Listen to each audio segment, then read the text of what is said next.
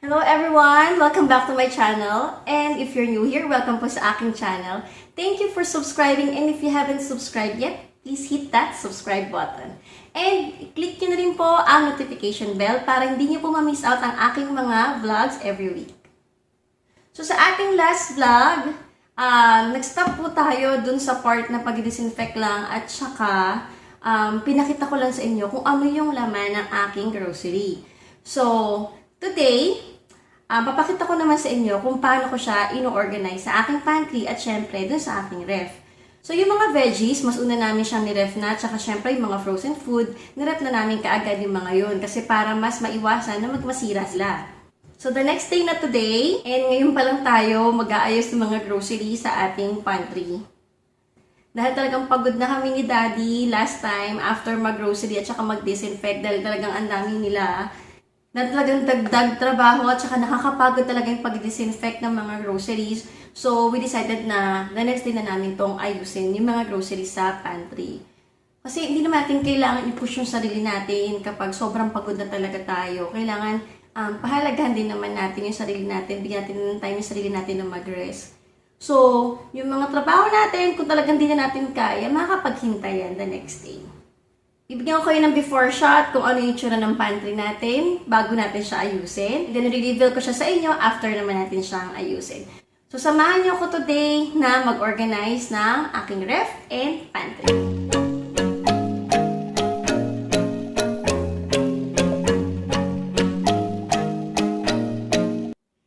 So, ito yung itsura ng ating pantry.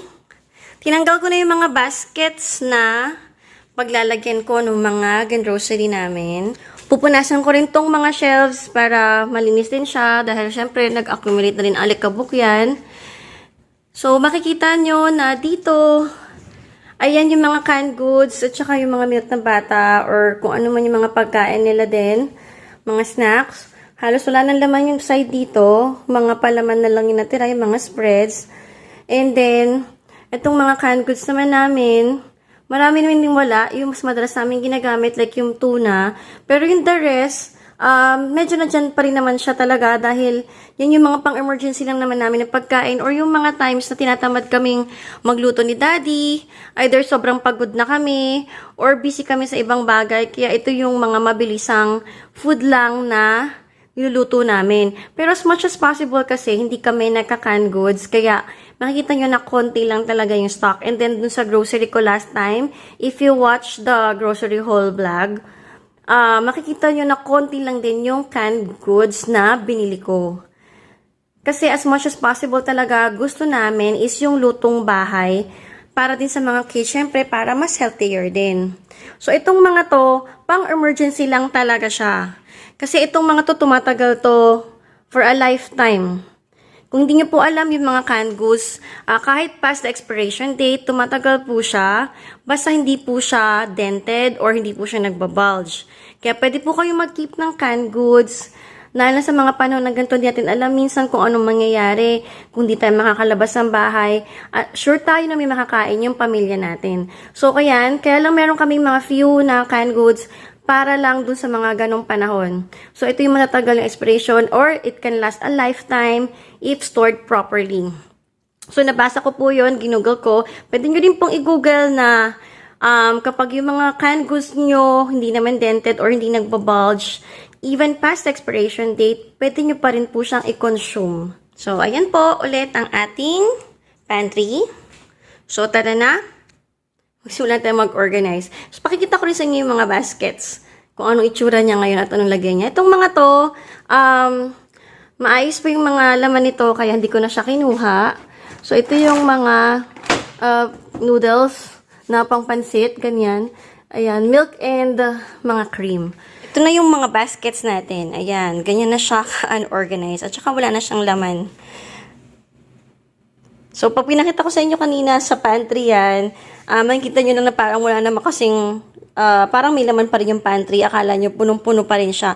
Pero yan yung laman ng loob ng basket. So, kaya kailangan na talaga namin mag-grocery kasi talagang ubus na. Kaya medyo konti din yung binili kong snacks ng kids kasi gusto ko maubos nila tong mga to muna. So, yan yung mga sauce namin, konti na lang kasi mahilig talaga kami magpasta. And yung noodles, yun ang tira sa noodles namin. And then marami kaming crab and corn soup. And then ito naman, yung pang arroz caldo namin and champurrado. Meron pa. And then yung pancake. So, bumili lang ako ng few pancakes. Ito yung mga premixes naman namin. So, ito yung mga grocery natin. Kung makikita nyo, meron na dong bakante kasi nai-ref ko na siya. Pero actually, nai-ref ko na at bawas na din yon dahil sinisimulan na ubusin ng mga anak ko. And then, tingnan nyo tong Oreo. Diba sabi ko sa inyo, monster yung anak ko ng Oreo. So, itong pack, ubus na agad.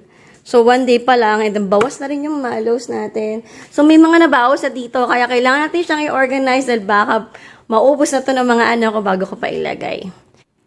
So, ayan na po. Samahan niyo na ako mag-organize ng aking pantry.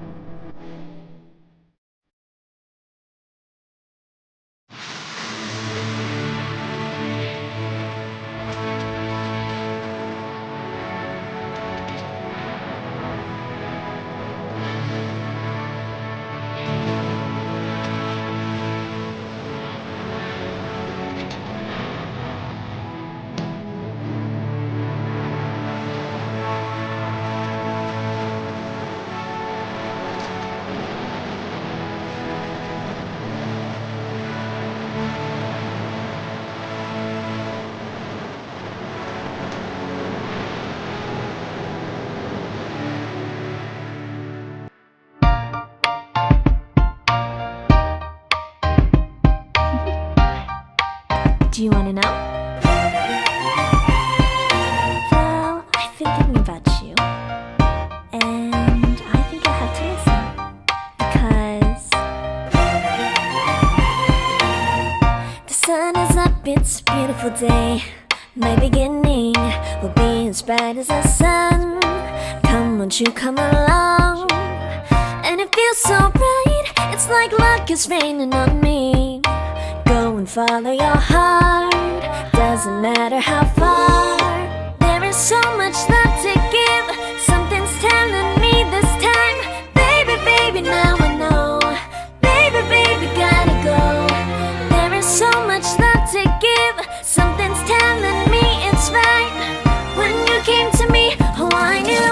it's you, yeah, boy. The one to show me now and forever. No, you'll never be alone again. All day, oh yeah, all day. Please stay in my arms, boy. The one to show me if we're together. It don't matter if it rains. All day, oh yeah, all day. As long as you're in my arms, boy. It's you and me on this beautiful day. And I'm smiling, holding on to you tight. I guess our hearts can align. And it feels so right. It's like your love has gotten to me. Go and follow your heart. Doesn't matter how far. I can see it now, it's deep in your eyes. No way to define what we feel inside. Baby, baby, now I know. Baby, baby, gotta go. There is so much love to give. Something's telling me it's right. When you came to me, oh, I knew it's you, yeah, boy. The one to show me now and forever. No, you'll never be alone again. All day, oh yeah, all day. Please stay in my arms, boy. The one to show me if we're together. It don't matter if it rains. All day, oh yeah, all day. As long as you're in my arms, boy. Don't worry about tomorrow. For now, you're everything in my day. I love the way you like a song. You know my heart. Cause you know me, know my heart. You're everything in my day. I love the way you know my heart. Yeah, alright. The one to show me now and forever. No, you'll never be alone again. All day, oh yeah, all day. I can let you know that you're my boy. The one to show me if we're together. It don't matter if it rains. I will love you every day. As long as you're in my arms, boy. The one to show me now and forever. No, you'll never be alone again. All day, oh yeah, all day. Please stay in my arms, boy. The one to show me if we're together. It don't matter if it rains. I will love you every day. As long as you're in my arms, boy. The one to show me now and forever. No, you'll never be alone again. All day, oh yeah, all day. Please stay in my arms, boy. The one to show me if we're together. It don't matter if it rains. All day, oh yeah, all day. As long as you're in my arms, boy. Tapos na tayo mag-organize ng ref at tapos na rin tayo mag-organize ng pantry. So, time to reveal na kung ano yung mga in-organize natin. Unahin natin dito sa aming ref. Buksan na natin.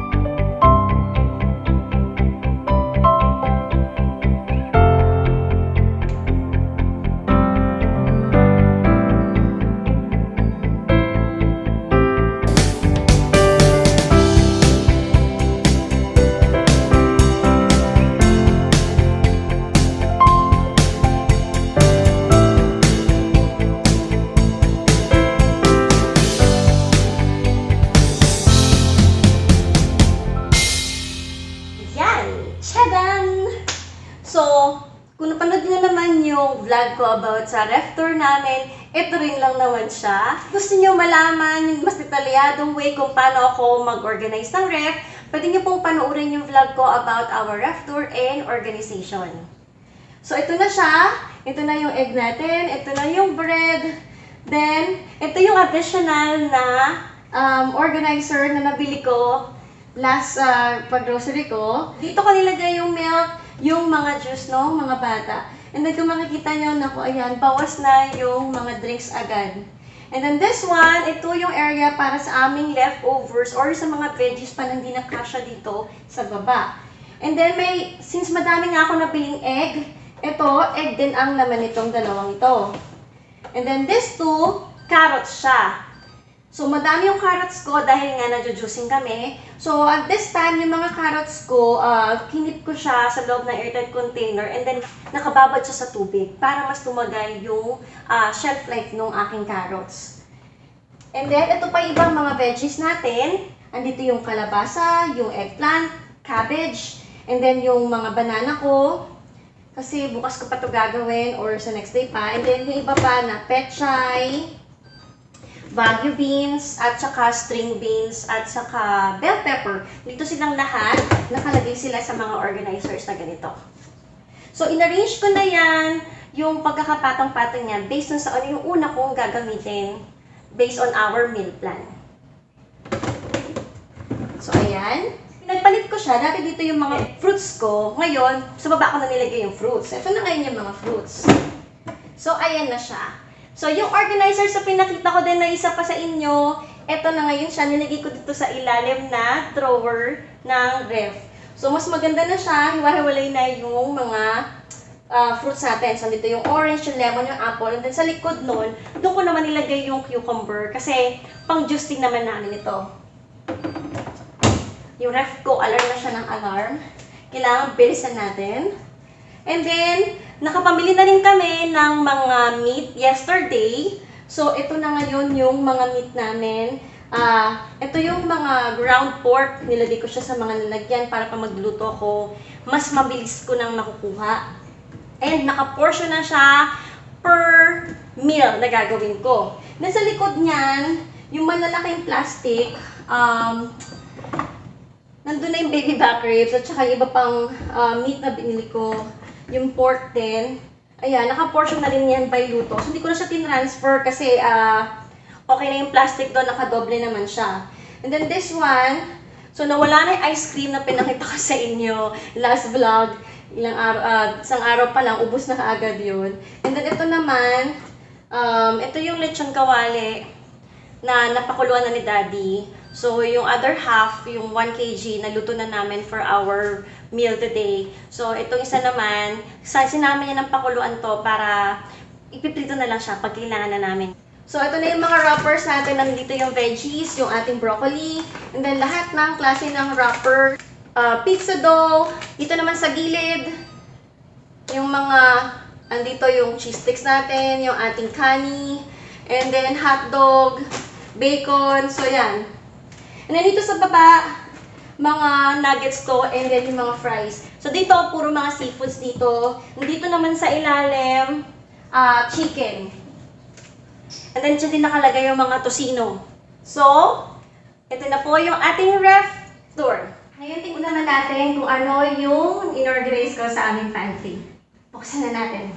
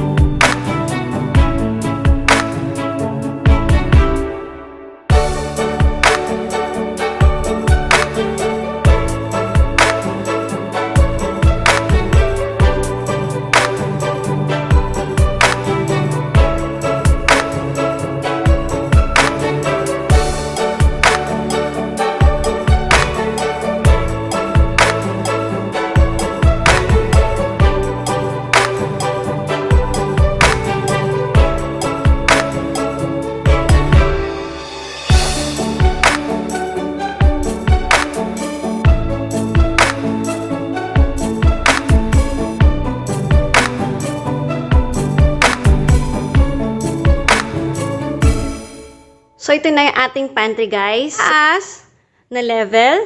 Ito, puro mga canned goods siya.